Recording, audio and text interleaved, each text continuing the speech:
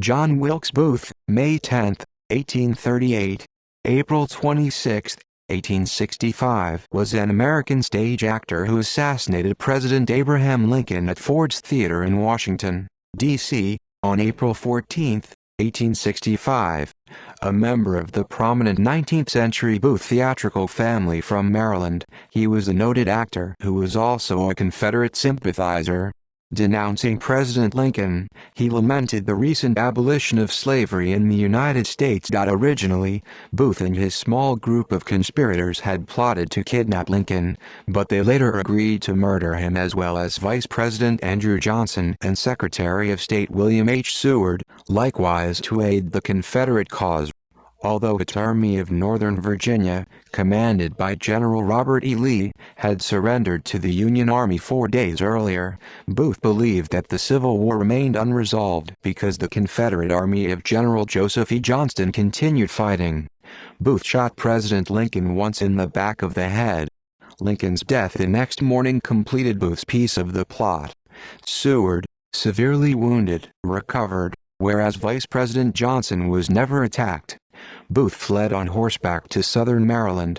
12 days later, at a farm in rural northern Virginia, he was tracked down sheltered in a barn. Booth's companion David Harold surrendered, but Booth maintained a standoff. After the authorities set the barn ablaze, Union soldier Boston Corbett fatally shot him in the neck. Paralyzed, he died a few hours later. Of the 8 conspirators later convicted, 4 were soon hanged. Background and early life. Booth's parents were noted British Shakespearean actor Junius Brutus Booth and his mistress, Mary Ann Holmes, who moved to the United States from England in June 1821. They purchased a 150-acre, 61-ha farm near Bel Air, Maryland, where John Wilkes Booth was born in a 4-room log house on May 10, 1838, the 9th of 10 children. He was named after English radical politician John Wilkes, a distant relative. Junius' wife Adelaide Delanoy Booth was granted a divorce in 1851 on grounds of adultery, and Holmes legally wed Junius on May 10, 1851, John Wilkes' 13th birthday. Nora Titone suggests in her book My Thoughts Be Bloody, 2010, that the shame and ambition of Junius Brutus Booth's actor sons Edwin and John Wilkes eventually spurred them to strive for achievement and acclaim as rivals. Edwin as a Unionist and John Wilkes as the assassin of Abraham Lincoln. Booth's father built Tudor Hall on the Harford County property as the family's summer home in 1851, while also maintaining a winter residence on Exeter Street in Baltimore. The Booth family was listed as living in Baltimore in the 1850 census. As a boy, Booth was athletic and popular, and he became skilled at horsemanship and fencing. He attended the Bel Air Academy and was an indifferent student whom the headmaster described as not deficient in intelligence, but disinclined to take advantage of the educational opportunities offered him. Each day he rode back and forth from farm to school, taking more interest in what happened along the way than in reaching his classes on time. In 1850-1851, he attended the Quaker-run Milton boarding school for boys located in Sparks, Maryland, and later St. Timothy's Hall, an Episcopal military academy in Catonsville, Maryland. At the Milton School, students recited classical works by such authors as Cicero, Herodotus, and Tacitus. Students at St. Timothy's wore military uniforms and were subject to a regimen of daily formation drills and strict discipline. Booth left school at 14 after his father's death. While attending the Milton boarding school, Booth met a Romani fortune teller who read his palm and pronounced a grim destiny, telling him that he would have a grand but short life, doomed to die young and meeting a bad end. His sister recalled that he wrote down the palm reader's prediction, showed it to his family and others, and often discussed its portents in moments of melancholy. By age 16, Booth was interested in the theater and in politics, and he became a delegate from Bel Air to a rally by the Know Nothing Party for Henry Winter Davis, the anti-immigrant party's candidate for Congress in the 1854 elections.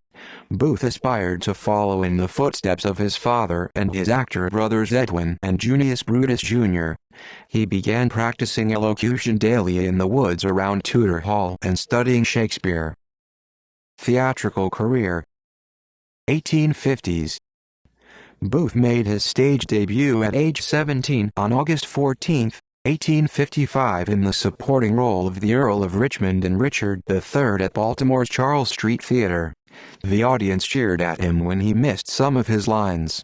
He also began acting at Baltimore's Holiday Street Theater, owned by John T. Ford, where the Booths had performed frequently. In 1857 he joined the stock company of the Arch Street Theater in Philadelphia, where he played for a full season. At his request, he was billed as J.B. Wilkes, a pseudonym meant to avoid comparison with other members of his famous thespian family. Jim Bishop wrote that Booth developed into an outrageous scene stealer, but he played his parts with such heightened enthusiasm that the audiences idolized him. In February 1858, he played in Lucrezia Borgia at the Arch Street Theater. On opening night, he experienced stage fright and stumbled over one of his lines. Instead of introducing himself by saying, "Madam, I am Petruchio Pandolfo," he stammered, "Madam, I am Pandolfo Pet, Pandolfo Pat, Pantocchio Ped, damn it. Who am I?"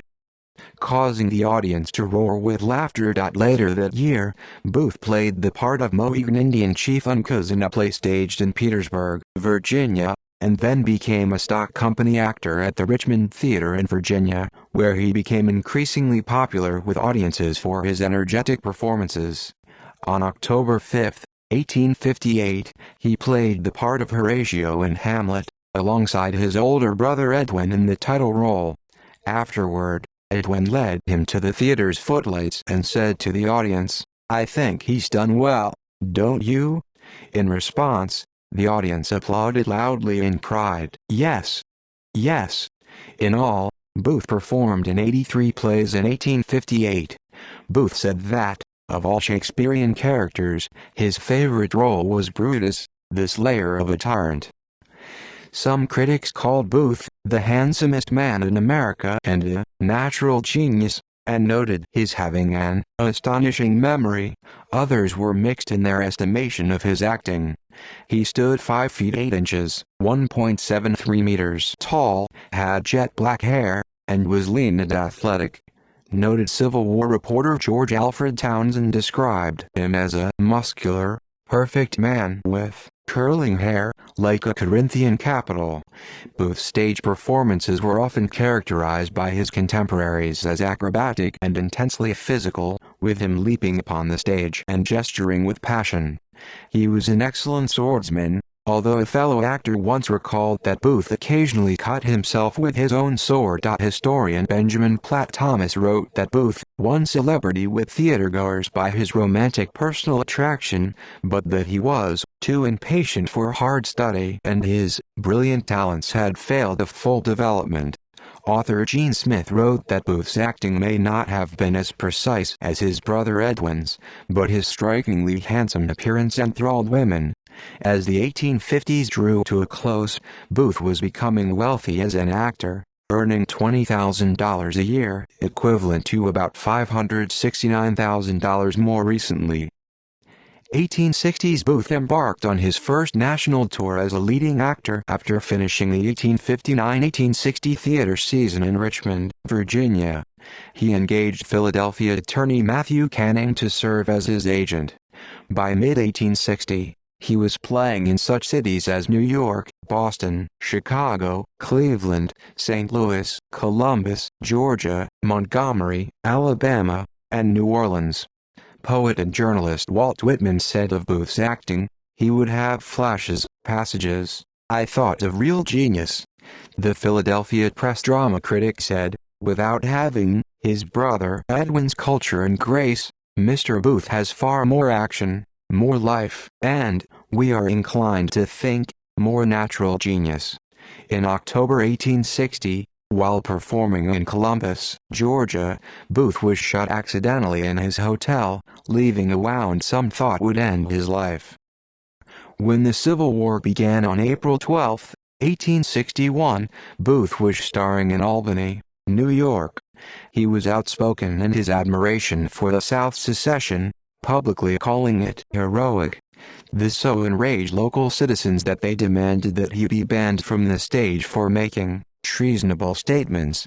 Albany's drama critics were kinder, giving him rave reviews. One called him a genius, praising his acting for never failing to delight with his masterly impressions. As the Civil War raged across the divided land in 1862, Booth appeared mostly in Union and border states. In January, he played the title role in Richard III in St. Louis and then made his Chicago debut.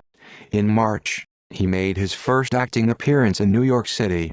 In May 1862, he made his Boston debut, playing nightly at the Boston Museum in Richard III, May 12, 15 and 23, Romeo and Juliet, May 13, The Robbers, May 14 and 21, Hamlet, May 16, The Apostate, May 19, The Stranger, May 20, and The Lady of Lions, May 22.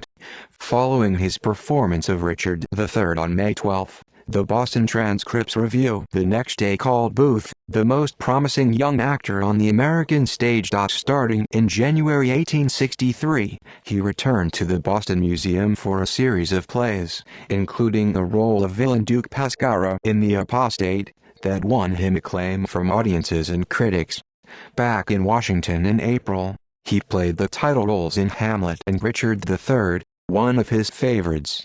He was billed as the pride of the American people, a star of the first magnitude, and the critics were equally enthusiastic.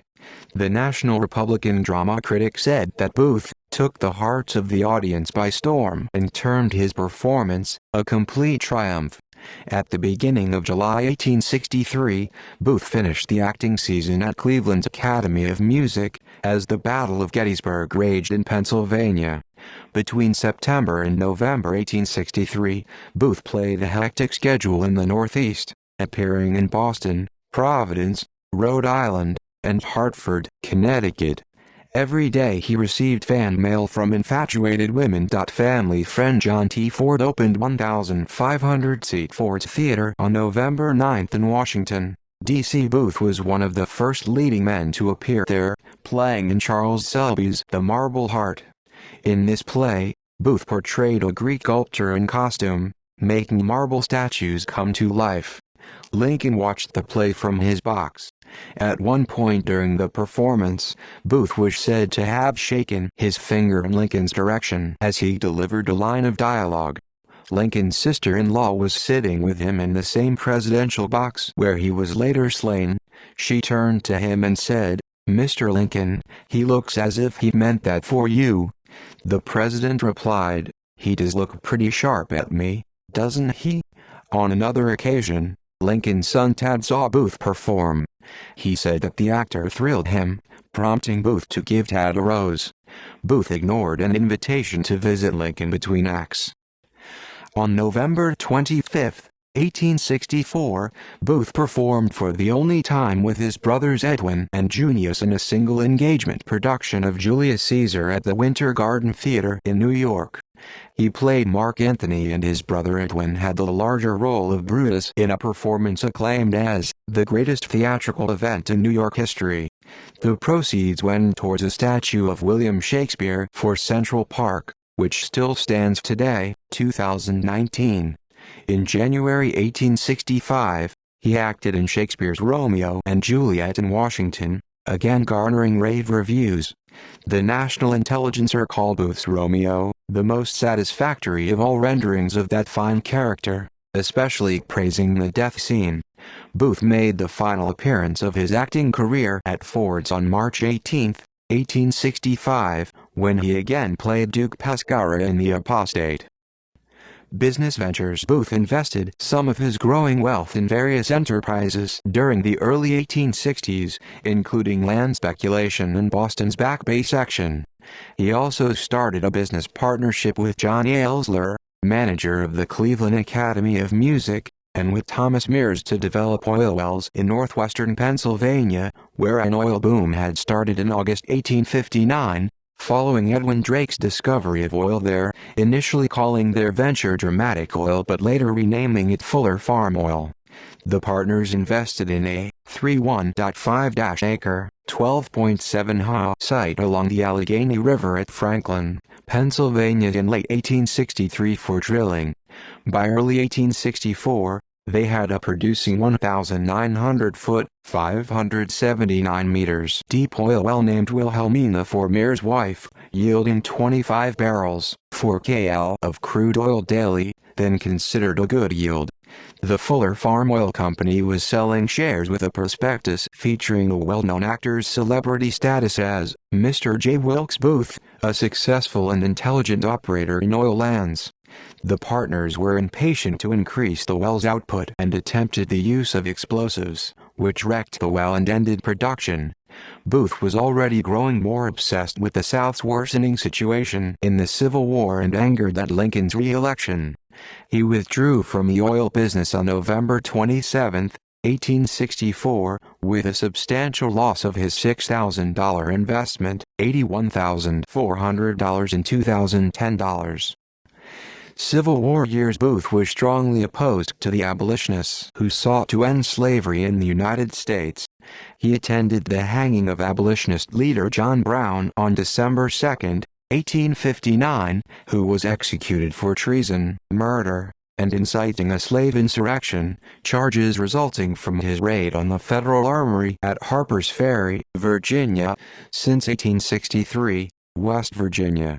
Booth had been rehearsing at the Richmond Theater when he read in a newspaper about Brown's upcoming execution. So as to gain access that the public would not have, he donned a borrowed uniform of the Richmond Greys, a volunteer militia of 1,500 men traveling to Charlestown for Brown's hanging, to guard against a possible attempt to rescue Brown from the gallows by force. When Brown was hanged without incident, Booth stood near the scaffold and afterwards expressed great satisfaction with Brown's fate, although he admired the condemned man's bravery in facing death stoically. Lincoln was elected president on November 6, 1860, and the following month Booth drafted a long speech, apparently never delivered, that decried Northern abolitionism and made clear his strong support of the South and the institution of slavery. On April 12, 1861, the Civil War began, and eventually 11 Southern states seceded from the Union. In Booth's native Maryland, some of the slave-holding portion of the population favored joining the Confederate States of America. Although the Maryland legislature voted decisively, 53-13, against secession on April 28, 1861, it also voted not to allow federal troops to pass south through the state by rail, and it requested that Lincoln remove the growing numbers of federal troops in Maryland. The legislature seems to have wanted to remain in the Union while also wanting to avoid involvement in a war against Southern neighbors. Adhering to Maryland's demand that its infrastructure not be used to wage war on seceding neighbors would have left the federal capital of Washington, D.C., exposed, and would have made the prosecution of war against the South impossible, which was no doubt the legislature's intention. Lincoln suspended the writ of habeas corpus and imposed martial law in Baltimore and other portions of the state, ordering the imprisonment of many Maryland political leaders at Fort McHenry and the stationing of federal troops in Baltimore. Many Marylanders, including Booth, agreed with the ruling of Marylander and U.S. Supreme Court Chief Justice Roger B. Taney, in Ex parte Merryman, that Lincoln's suspension of habeas corpus in Maryland was unconstitutional. As a popular actor in the 1860s, Booth continued to travel extensively to perform in the North and South, and as far west as New Orleans. According to his sister Asia, Booth confided to her that he also used his position to smuggle the anti-malarial drug quinine, which was crucial to the lives of residents of the Gulf Coast, to the South during his travels there, since it was in short supply due to the Northern blockade. Booth was pro-Confederate, but his family was divided, like many Marylanders. He was outspoken in his love of the South, and equally outspoken in his hatred of Lincoln. As the Civil War went on, Booth increasingly quarreled with his brother Edwin, who declined to make stage appearances in the South and refused to listen to John Wilkes' fiercely partisan denunciations of the North and Lincoln. In early 1863, Booth was arrested in St. Louis while on a theater tour, when he was heard saying that he wished the president and the whole damned government would go to hell. He was charged with making treasonous remarks against the government, but was released when he took an oath of allegiance to the Union and paid a substantial fine. Booth is alleged to have been a member of the Knights of the Golden Circle, a secret society whose initial objective was to acquire territories as slave states. In February 1865, Booth became infatuated with Lucy Lambert Hale, the daughter of U.S. Senator John P. Hale of New Hampshire, and they became secretly engaged when Booth received his mother's blessing for their marriage plans. "You have so often been dead in love," his mother counseled Booth in a letter. "Be well assured she is really and truly devoted to you." Booth composed a handwritten Valentine card for his fiancée on February 13, expressing his adoration. She was unaware of Booth's deep antipathy towards Lincoln. Plot to kidnap Lincoln. As the 1864 presidential election drew near, the Confederacy's prospects for victory were ebbing, and the tide of war increasingly favored the North. The likelihood of Lincoln's re-election filled Booth with rage towards the president, whom Booth blamed for the war and all of the South's troubles. Booth had promised his mother at the outbreak of war that he would not enlist as a soldier, but he increasingly chafed at not fighting for the South, writing in a letter to her, "I have begun to deem myself a coward and to despise my own existence."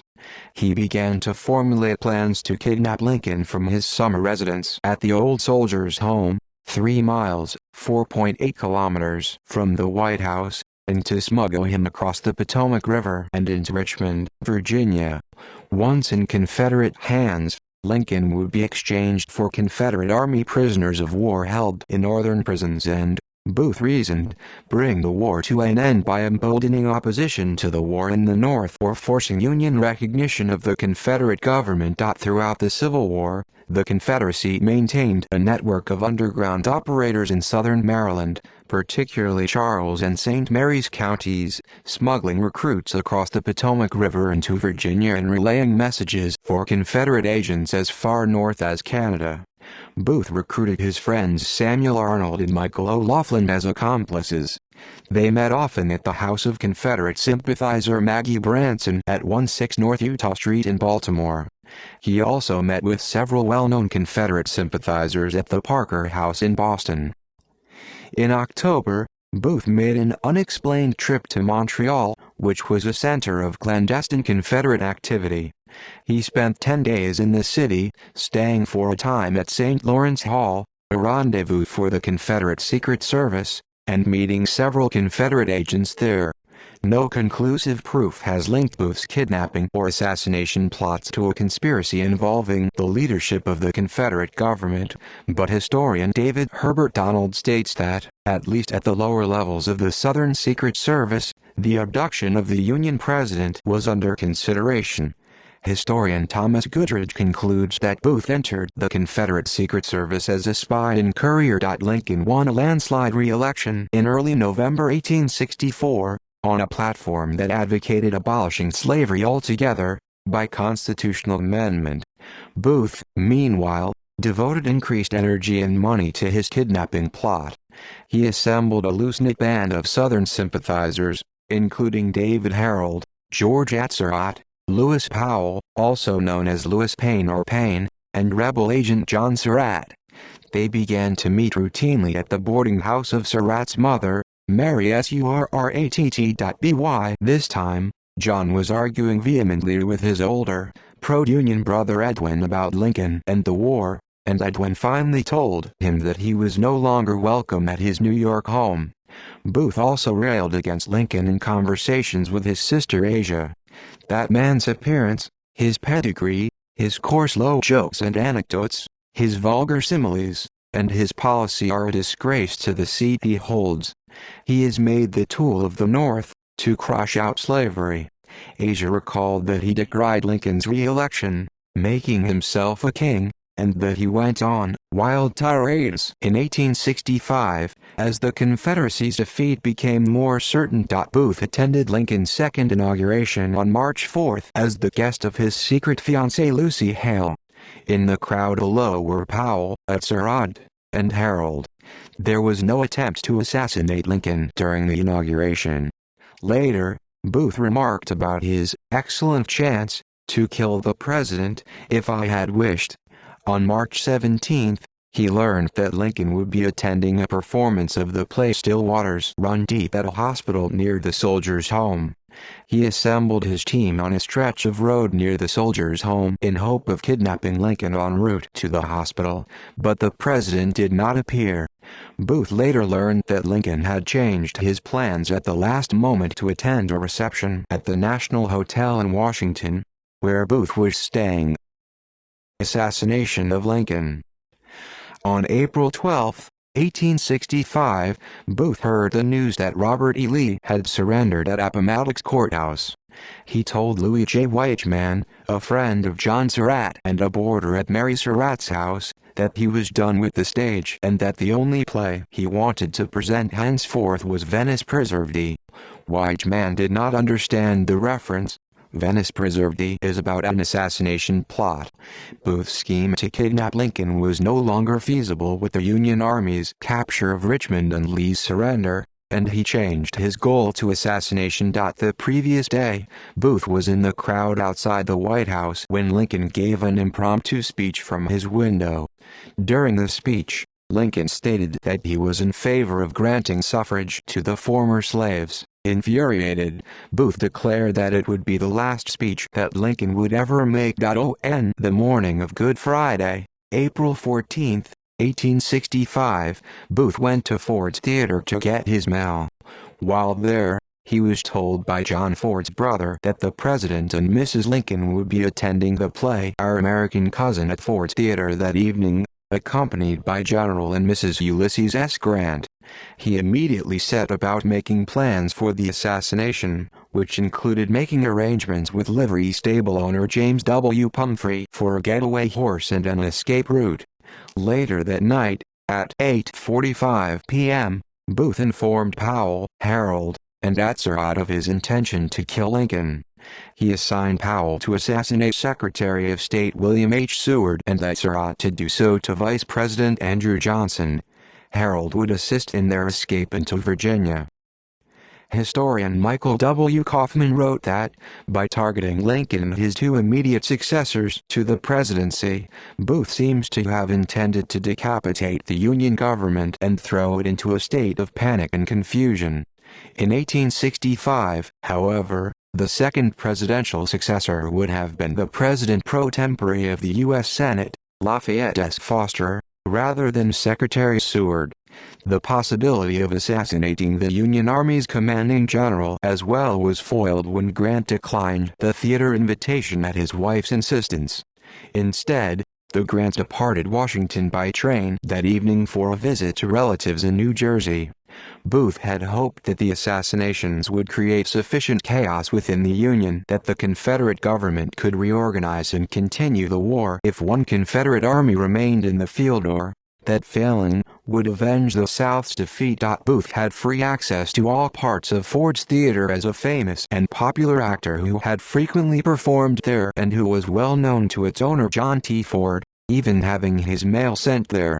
Many believe that Booth had bored a spy hole into the door of the presidential box earlier that day, so that he could observe the box's occupants and verify that the president had made it to the play.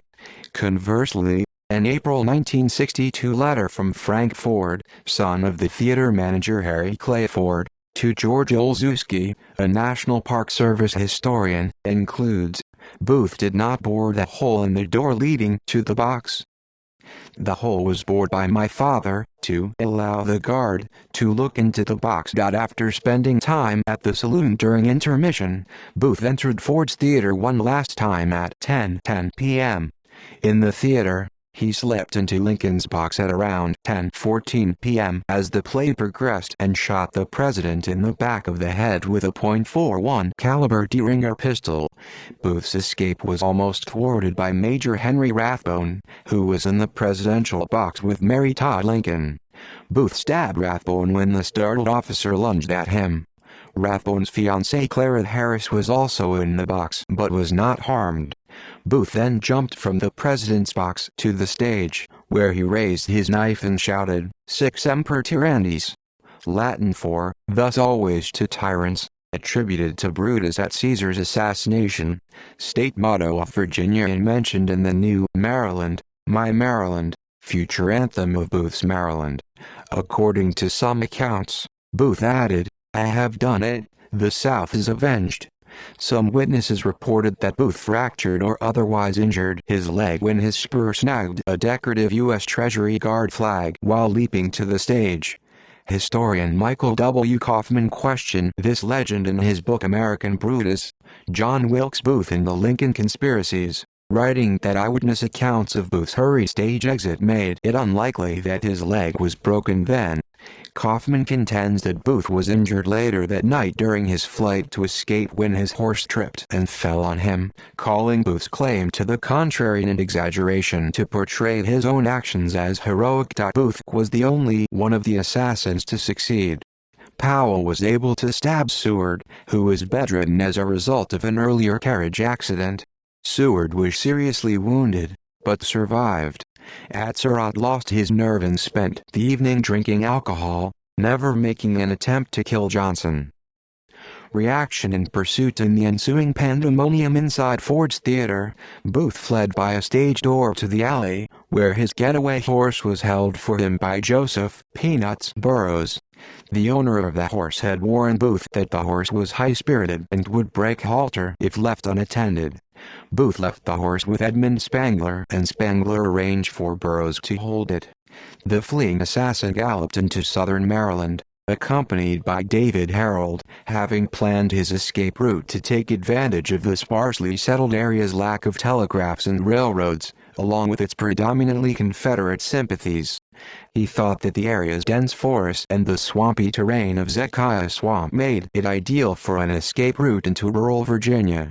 At midnight, Booth and Harold arrived at Surratt's Tavern on the Brandywine Pike, 9 miles, 14 kilometers from Washington, where they had stored guns and equipment earlier in the year as part of the kidnap plot. The fugitives then continued southward, stopping before dawn on April 15 for treatment of Booth's injured leg at the home of Dr. Samuel Mudd in St. Catherine, 25 miles, 40 kilometers from Washington. Mudd later said that Booth told him the injury occurred when his horse fell. The next day, Booth and Harold arrived at the home of Samuel Cox around 4 a.m. As the two fugitives hid in the woods nearby, Cox contacted Thomas A. Jones, his foster brother and a Confederate agent in charge of spy operations in the southern Maryland area since 1862. The War Department advertised a $100,000 reward, $1.67 million in 2021 USD, by order of Secretary of War Edwin M. Stanton for information leading to the arrest of Booth and his accomplices, and federal troops were dispatched to search southern Maryland extensively, following tips reported by federal intelligence agents to Col. Lafayette Baker.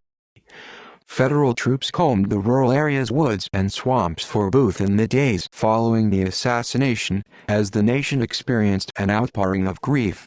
On April 18, mourners waited 7 abreast in a mile-long line outside the White House for the public viewing of the slain president, reposing in his open walnut casket in the black-draped East Room. A cross of lilies was at the head and roses covered the coffin's lower half. Thousands of mourners arriving on special trains jammed Washington for the next day's funeral, sleeping on hotel floors and even resorting to blankets spread outdoors on the Capitol's lawn. Prominent African-American abolitionist leader and orator Frederick Douglass called the assassination an unspeakable calamity. Great indignation was directed towards Booth as the assassin's identity was telegraphed across the nation. Newspapers called him an accursed devil, monster, madman, and a wretched fiend. Historian Dorothy Kuhnhart writes, "Almost every family who kept a photograph album on the parlor table owned a likeness of John Wilkes Booth of the famous Booth family of actors. After the assassination, Northerners slid the Booth card out of their albums. Some threw it away, some burned it, some crumpled it angrily. Even in the South, sorrow was expressed in some quarters. In Savannah, Georgia, the mayor and city council addressed a vast throng at an outdoor gathering to express their indignation, and many in the crowd wept. Confederate General Joseph E. Johnston called Booth's act a disgrace to the age. Robert E. Lee also expressed regret at Lincoln's death by Booth's hand. Not all were grief-stricken. In New York City, a man was attacked by an enraged crowd when he shouted, "It served old Abe right," after hearing the news of Lincoln's death. Elsewhere in the South, Lincoln was hated in death as in life, and Booth was viewed as a hero as many rejoiced at news of his deed. Other Southerners feared that a vengeful North would exact a terrible retribution upon the defeated former Confederate states. Instead of being a great Southern hero, his deed was considered the worst possible tragedy that could have befallen the South as well as the North, writes Kuhnhart. Booth lay in hiding in the Maryland woods, waiting for an opportunity to cross the Potomac River into Virginia. He read the accounts of national mourning reported in the newspapers brought to him by Jones each day. By April 20th, he was aware that some of his co-conspirators had already been arrested. Mary Surratt, Powell, or Payne, Arnold, and O'Laughlin. Booth was surprised to find little public sympathy for his action, especially from those anti-Lincoln newspapers that had previously excoriated the president in life. News of the assassination reached the far corners of the nation, and indignation was aroused against Lincoln's critics, whom many blamed for encouraging Booth to act. The San Francisco Chronicle editorialized, "Booth has simply carried out what secession politicians and journalists have been for years expressing in words, who have denounced the president as a tyrant, a despot, a usurper, hinted at, and virtually recommended." Booth wrote of his dismay in a journal entry on April 21, as he awaited nightfall before crossing the Potomac River into Virginia. See map. "For 6 months we had worked to capture, but our cause being almost lost, something decisive and great must be done. I struck boldly, and not as the papers say. I can never repent it, though we hated to kill." That same day, the 9-car funeral train bearing Lincoln's body departed Washington on the Baltimore and Ohio Railroad, arriving at Baltimore's Camden Station at 10 a.m., the first stop on a 13-day journey to Springfield, Illinois, its final destination. The funeral train slowly made its way westward through 7 states, stopping en route at Harrisburg, Philadelphia, Trenton, New York, Albany, Buffalo, Cleveland, Columbus, Cincinnati, and Indianapolis during the following days. About 7 million people lined the railroad tracks along the 1,662-mile, 2,675 kilometers route, holding aloft signs with legends such as, "We mourn our loss, he lives in the hearts of his people," and, "The darkest hour in history." In the cities where the train stopped, 1.5 million people viewed Lincoln in his coffin. Aboard the train was Chauncey Depew, a New York politician and later president of the New York Central Railroad, who said, "As we sped over the rails at night, the scene was the most pathetic ever witnessed. At every crossroads the glare of innumerable torches illuminated the whole population, kneeling on the ground." Dorothy Kuhnhart called the funeral train's journey the mightiest outpouring of national grief the world had yet seen. Mourners were viewing Lincoln's remains when the funeral train steamed into Harrisburg at 8:20 p.m., while Booth and Harold were provided with a boat and compass by Jones to cross the Potomac at night on April 21. Instead of reaching Virginia, they mistakenly navigated upriver to a bend in the broad Potomac River, coming ashore again in Maryland on April 22. The 23-year-old Harold knew the area well, having frequently hunted there, and recognized a nearby farm as belonging to a Confederate sympathizer. The farmer led them to his son-in-law, Kyle. John J. Hughes, who provided the fugitives with food and a hideout until nightfall, for a second attempt to row across the river to Virginia. Booth wrote in his diary, "With every man's hand against me, I am here in despair. And why? For doing what Brutus was honored for, and yet I for striking down a greater tyrant than they ever knew and looked upon as a common cutthroat." The pair finally reached the Virginia shore near Machodock Creek before dawn on April 23. There, they made contact with Thomas Harbin, whom Booth had previously brought into his erstwhile kidnapping plot. Harbin took Booth and Harold to another Confederate agent in the area named William Bryant, who supplied them with horses. While Lincoln's funeral train was in New York City on April 24, Lieutenant Edward P. Doherty was dispatched from Washington at 2 p.m. with a detachment of 26 Union soldiers from the 16th New York Cavalry Regiment to capture Booth in Virginia, accompanied by Lieutenant Colonel Everett Conger, an intelligence officer assigned by Lafayette Baker. The detachment steamed 70 miles, 113 kilometers down the Potomac River on the boat John S. Hyde, landing at Belle Plaine, Virginia, at 10 p.m. The pursuers crossed the Rappahannock River and tracked Booth and Harold to Richard H. Garrett's farm, about 2 miles, 3 kilometers south of Port Royal, Virginia. Booth and Harold had been led to the farm on April 24 by William S. Jett, a former private in the 9th Virginia Cavalry, whom they had met before crossing the Rappahannock. The Garretts were unaware of Lincoln's assassination. Booth was introduced to them as James W. Boyd, a Confederate soldier, they were told, who had been wounded in the Battle of Petersburg and was returning home. Garrett's 11-year-old son Richard was an eyewitness. In later years, he became a Baptist minister and widely lectured on the events of Booth's demise at his family's farm. In 1921, Garrett's lecture was published in the Confederate Veteran as the true story of the capture of John Wilkes Booth. According to his account, Booth and Harold arrived at the Garrett's farm, located on the road to Bowling Green, around 3 p.m. on Monday afternoon. Confederate mail delivery had ceased with the collapse of the Confederate government, he explained, so the Garretts were unaware of Lincoln's assassination. After having dinner with the Garretts that evening, Booth learned of the surrender of Johnston's army, the last Confederate armed force of any size. Its capitulation meant that the Civil War was unquestionably over and Booth's attempt to save the Confederacy by Lincoln's assassination had failed. The Garretts also finally learned of Lincoln's death and the substantial reward for Booth's capture. Booth, said Garrett, displayed no reaction other than to ask if the family would turn in the fugitive should they have the opportunity. Still not aware of their guest's true identity, one of the older Garrett sons averred that they might, if only because they needed the money. The next day, Booth told the Garretts that he intended to reach Mexico, drawing a route on a map of theirs.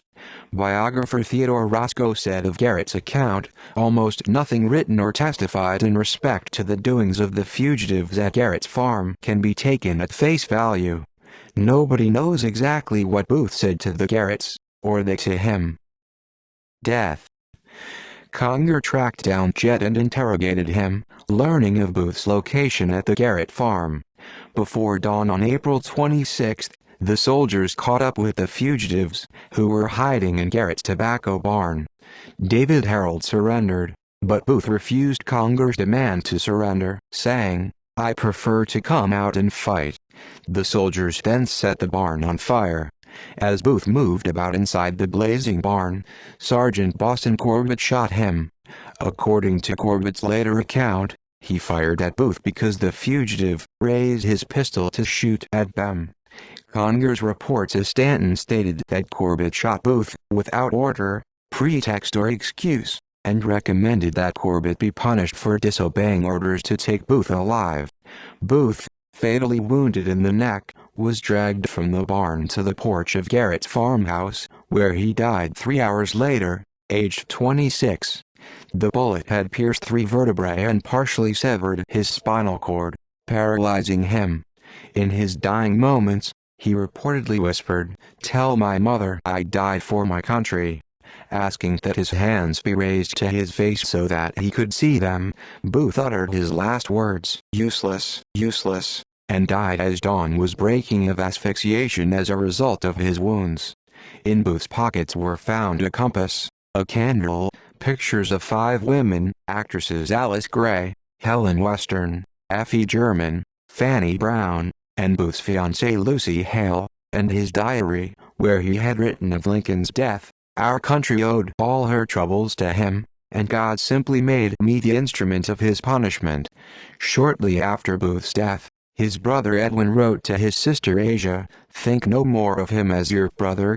He is dead to us now, as he soon must be to all the world, but imagine the boy you loved to be in that better part of his spirit, in another world." Asia also had in her possession a sealed letter that Booth had given her in January 1865 for safekeeping, only to be opened upon his death. In the letter, Booth had written, "I know how foolish I shall be deemed for undertaking such a step as this, where, on one side, I have many friends and everything to make me happy. To give up all seems insane, but God is my judge. I love justice more than I do a country that disowns it, more than fame or wealth." Booth's letter was seized by federal troops, along with other family papers at Asia's house, and published by the New York Times while the manhunt was still underway. It explained his reasons for plotting against Lincoln. In it he decried Lincoln's war policy as one of total annihilation, and said, "I have ever held the South was right. The very nomination of Abraham Lincoln, 4 years ago, spoke plainly war upon Southern rights and institutions." And looking upon African slavery from the same standpoint held by the noble framers of our Constitution, I for one, have ever considered it one of the greatest blessings, both for themselves and us, that God has ever bestowed upon a favored nation. I have also studied hard to discover upon what grounds the right of a state to secede has been denied, when our very name, the United States, and the Declaration of Independence, both provide for secession. Aftermath. Booth's body was shrouded in a blanket and tied to the side of an old farm wagon for the trip back to Belle Plaine. There, his corpse was taken aboard the ironclad USS Mount Dog and brought to the Washington Navy Yard for identification and an autopsy. The body was identified there as Booth's by more than 10 people who knew him.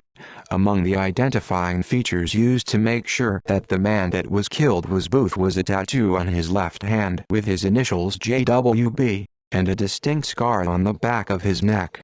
The third, fourth, and fifth vertebrae were removed during the autopsy to allow access to the bullet.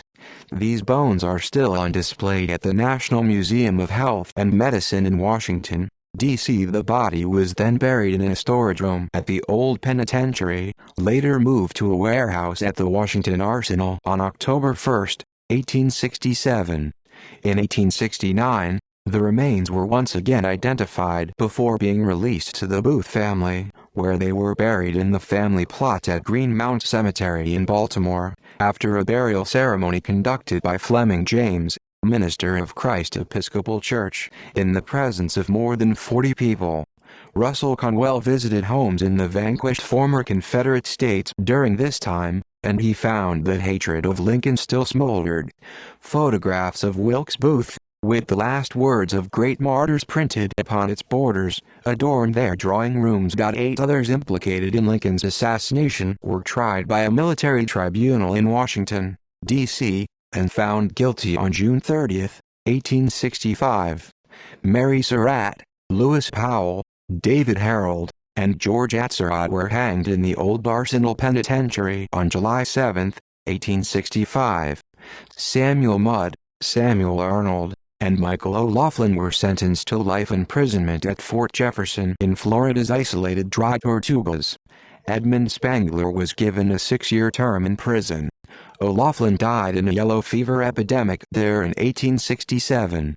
The others were eventually pardoned in February 1869 by President Andrew Johnson. 40 years later, when the centenary of Lincoln's birth was celebrated in 1909, A border state official reflected on Booth's assassination of Lincoln. Confederate veterans held public services and gave public expression to the sentiment that, had Lincoln lived, the days of Reconstruction might have been softened and the era of good feeling ushered in earlier. The majority of Northerners viewed Booth as a madman or monster who murdered the savior of the Union, while in the South, many cursed Booth for bringing upon them the harsh revenge of an incensed North instead of the reconciliation promised by Lincoln. A century later, Goodrich concluded in 2005, for millions of people, particularly in the South, it would be decades before the impact of the Lincoln assassination began to release its terrible hold on their lives. Theories of Booth's motivation. Author Francis Wilson was 11 years old at the time of Lincoln's assassination. He wrote an epitaph of Booth in his 1929 book John Wilkes Booth. In the terrible deed he committed, he was actuated by no thought of monetary gain, but by a self-sacrificing, albeit wholly fanatical devotion to a cause he thought supreme. Others have seen less unselfish motives, such as shame, ambition, and sibling rivalry for achievement and fame. Theories of Booth's escape. In 1907, Finis L. Bates wrote Escape and Suicide of John Wilkes Booth, contending that a Booth look-alike was mistakenly killed at the Garrett farm while Booth eluded his pursuers. Booth, said Bates, assumed the pseudonym John St. Helen and settled on the Paluxy River near Glen Rose, Texas, and later moved to Granbury, Texas. He fell gravely ill and made a deathbed confession that he was the fugitive assassin, but he then recovered and fled, eventually committing suicide in 1903 in Enid, Oklahoma, under the alias David E. George. By 1913, more than 70,000 copies of the book had been sold, and Bates exhibited St. Helen's mummified body in carnival sideshows.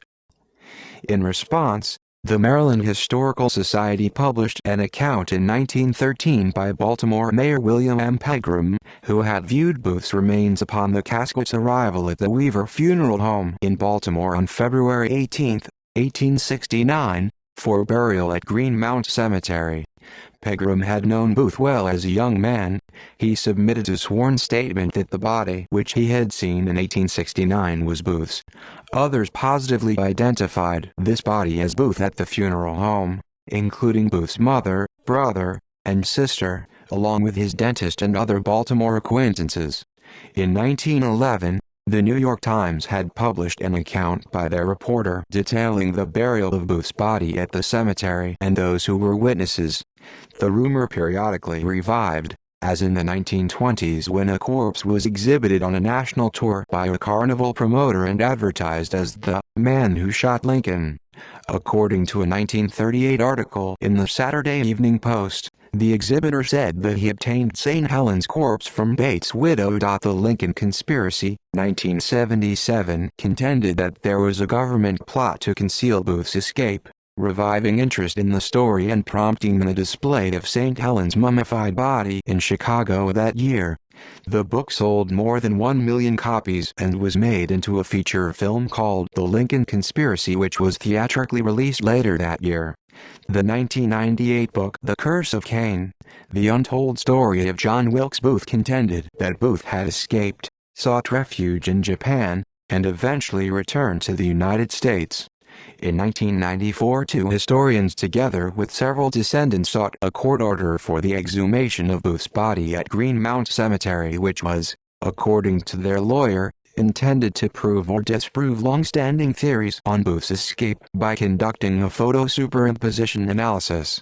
The application was blocked by Baltimore Circuit Court Judge Joseph H. Kaplan, who cited, among other things, the unreliability of petitioner's less than convincing escape cover-up theory as a major factor in his decision. The Maryland Court of Special Appeals upheld the ruling. In December 2010, descendants of Edwin Booth reported that they obtained permission to exhume the Shakespearean actor's body to obtain DNA samples to compare with a sample of his brother John's DNA to refute the rumor that John had escaped after the assassination. Bree Harvey, a spokesman from the Mount Auburn Cemetery in Cambridge, Massachusetts, where Edwin Booth is buried, denied reports that the family had contacted them and requested to exhume Edwin's body. The family hoped to obtain samples of John Wilkes's DNA from remains such as vertebrae stored at the National Museum of Health and Medicine in Maryland. On March 30, 2013, museum spokeswoman Carol Johnson announced that the family's request to extract DNA from the vertebrae had been rejected. In popular culture, film Booth was portrayed by Raoul Walsh in the 1915 film The Birth of a Nation. John Wilkes Booth is played by John Derrick in the film Prince of Players, 1955, a biography of Edwin Booth, played by Richard Burton. Booth is played by Rob Morrow in the television film The Day Lincoln Was Shot, 1998. James Marsden plays Booth in a flashback cameo in the comedy Zoolander, 2001. Chris Connor portrayed John Wilkes Booth in the director's cut of the 2003 film Gods and Generals. Christian Camargo depicts Booth in National Treasure, Book of Secrets, 2007. Booth is portrayed by Toby Kebbell in the Robert Redford film The Conspirator, 2010. Jesse Johnson plays Booth in the telefilm Killing Lincoln, 2013, where he is the main character. Literature in David O. Stewart's novel, The Lincoln Deception, ISBN 9780758290670, two people in 1900 try to discover the true motive behind Booth's plot. In G.J. O'Toole's 1979 historical fiction mystery novel The Cosgrove Report, a present-day private detective investigates the authenticity of a 19th-century manuscript that alleges Booth survived the aftermath of the Lincoln assassination. ISBN 9780802144072. In Abraham Lincoln, Vampire Hunter by Seth Graham Smith, Booth is transformed into a vampire a few years before the Civil War, and assassinates Lincoln out of natural sympathy for the Confederate States, whose slave population provides America's vampires with an abundant source of blood. Booth, along with Lincoln, are depicted in Dan Gutman's children's novel Flashback 4, where four children from the 21st century travel back in time to photograph Lincoln during the Gettysburg Address and return with the photo for an eccentric rich lady. Stage productions. Booth is featured as a central character of Stephen Sondheim's musical Assassins, in which his assassination of Lincoln is depicted in a musical number called The Ballad of Booth. Austin-based theater company The Hidden Room developed a staged reading of John Wilkes Booth's Richard III based on the manuscript prompt book in the collection of the Harry Ransom Center. The prompt book is one of only two known surviving prompt books created by John Wilkes Booth, and uses the Colley Cibber adaptation of Shakespeare's text. The full book with the actors' handwritten notations has been digitized. The other prompt book is also for Richard III, and can be found in the Harvard Theater Collection. Television. The Wagon Train episode, The John Wilbot Story, 1958, is based on the premise that Booth survived and moved west. The character John Wilbot is played by Dane Clark. Booth was portrayed by John Lossell in the Twilight Zone episode, Back There, 1961.